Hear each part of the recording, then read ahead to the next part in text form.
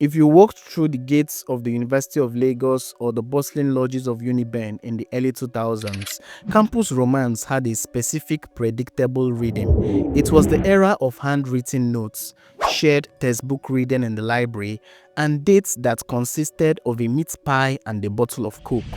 Love was arguably naive, but it was organic. It was driven by proximity and shared dreams of a future after graduation.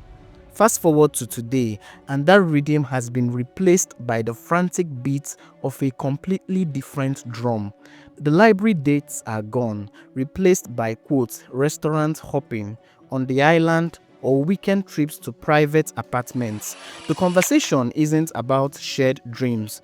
It is often about immediate needs, tuition, iPhones, wigs, and the crushing weight of Nigeria's inflation.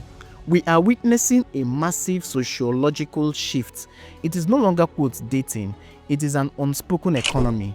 In the hostels and off-campus lodges across Nigeria, a new culture has taken root. It is a culture where intimacy is increasingly commodified, where relationships are judged by their return on investment, and where the line between survival and quote hookup culture has blurred into invincibility.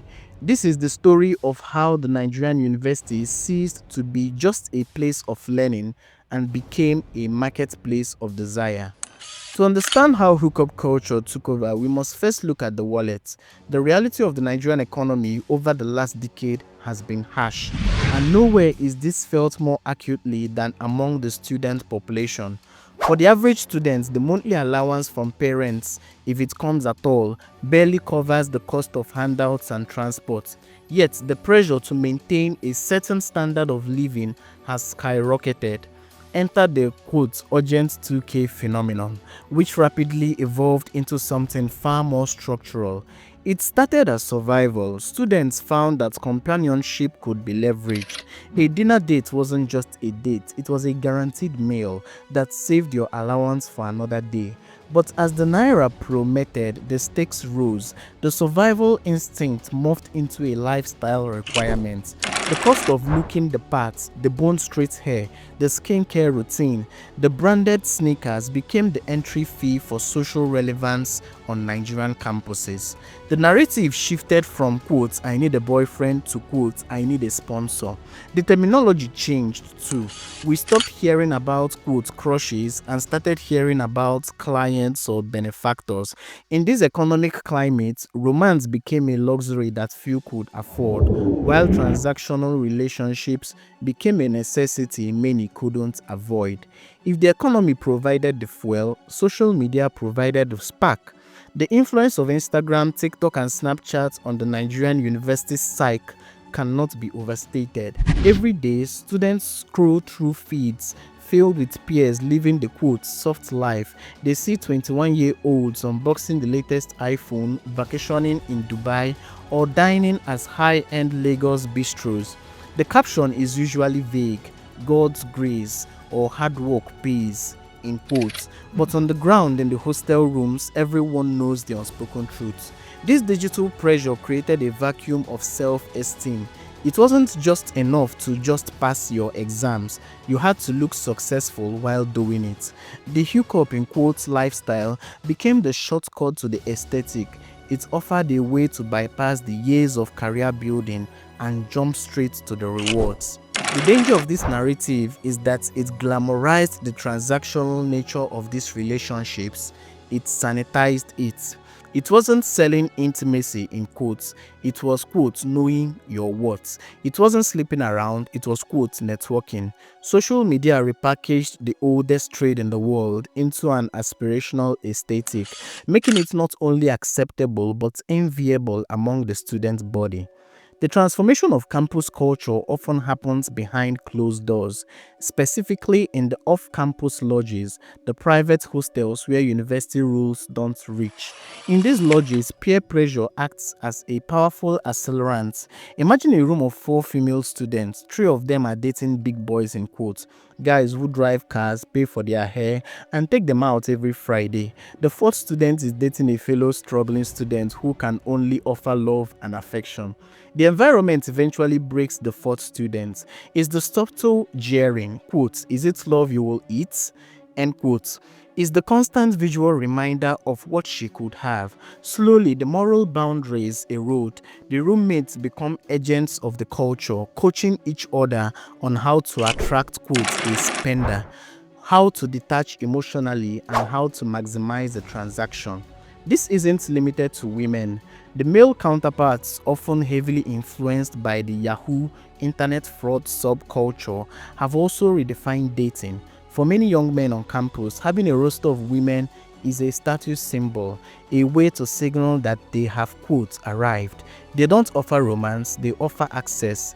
The relationship becomes a display of power rather than an exchange of vulnerability. While the financial gains of this culture are often highlighted on Instagram, the emotional deficit is hidden in the shadows. We have raised a generation of students who are terrified of vulnerability. The core tenet of hookup culture, in quotes, is no strings attached, NSA.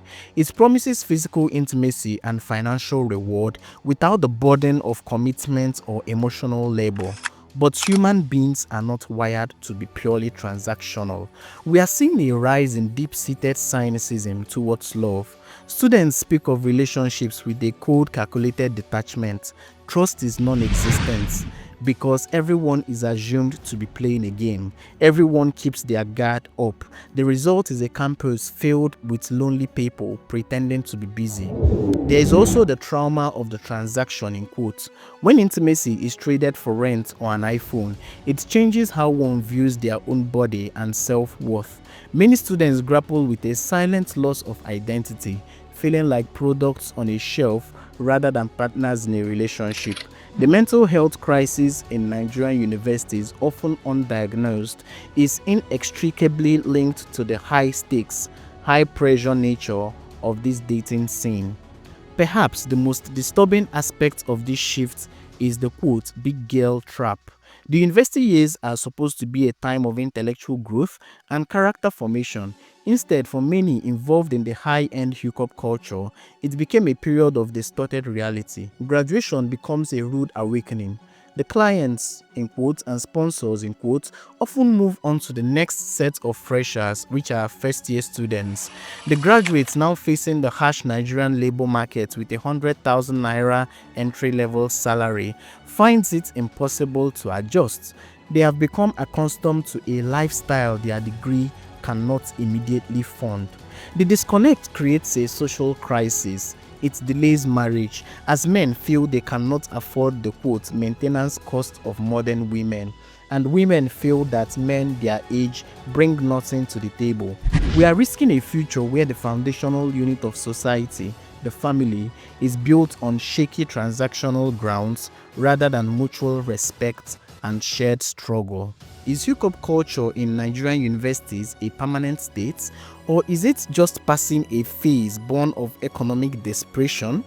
The truth is likely somewhere in the middle. As long as the economic disparity in Nigeria remains vast, and as long as social media continues to equate success with material possession, the allure of transactional relationships will remain. However, there is a quiet counterculture emerging. There are still students who reject the pressure, who choose to date within their means, and who value the slow build of genuine connection. They are the minority, but they actually exist. For now, the Nigerian university campus remains a complex battlefield. It is a place where degrees are chased by day and lifestyle is chased by night. The challenge for the next generation will be to decouple their self-worth from their net worth and to relearn the art of loving without an invoice.